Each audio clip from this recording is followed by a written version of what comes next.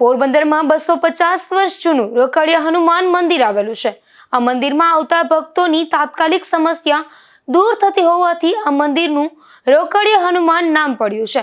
ત્યારે આજે શનિ જયંતિ લઈને અહીં ભક્તોની ભીડ જોવા મળી હતી। પોરબંદરનું રોકડિયા હનુમાન મંદિર એ શહેરના ગીતાનગર પાસે બાયપાસ રોડ પર આવેલું એક અત્યંત લોકપ્રિય અને પ્રાચીન ધાર્મિક સ્થળ છે। આ મંદિર ભક્તોની અતૂટ આસ્થાનું કેન્દ્ર માનવામાં આવે છે। આ મંદિર આશરે 250 વર્ષ જૂનું અને રાજાશાહીના સમયનું હોવાનું માનવામાં આવે છે। લોકવાયકા અને ભક્તોના અનુભવો મુજબ અહીં દાદા સમક્ષ રાખવામાં આવેલી માનતા કે સમસ્યાઓનું રોકડું એટલે કે તાત્કાલિક નિવારણ આવતું હોવાથી તેમને રોકડિયા હનુમાન તરીકે પૂજવામાં આવે છે।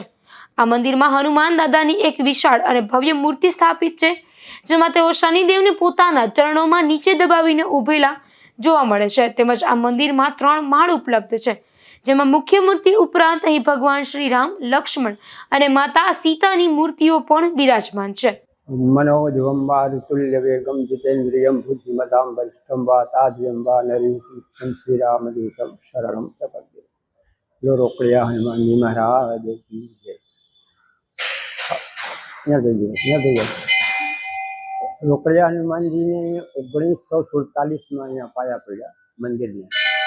પછી 1957 मंदिर बनी तैयार किया। પછી 1957 में एनी स्थापना थी रामदास स्वामी द्वारा।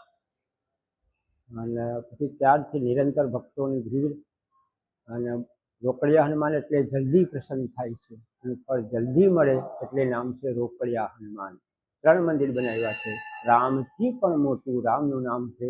આ પ્રકારે પેલા હનુમાનજી ઉપરમાં રામ, લક્ષ્મણ, જાનકીજી એમને માથે શ્રી રામ નામ લખેલું 3 મંદિર છે। નીચેની જે મૂર્તિ છે સ્વયંભૂ પ્રગટ છે, એ 150 વર્ષ જૂના મૂર્તિ છે।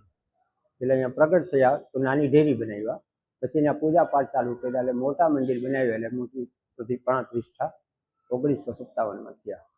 આજે શનિ જયંતિ નિમિત્તે આ મંદિર ખાતે ભક્તોની ભારે ભીડ જોવા મળી હતી।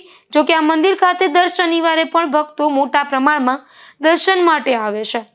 નિપુલ પોપટ સાથે અશોક।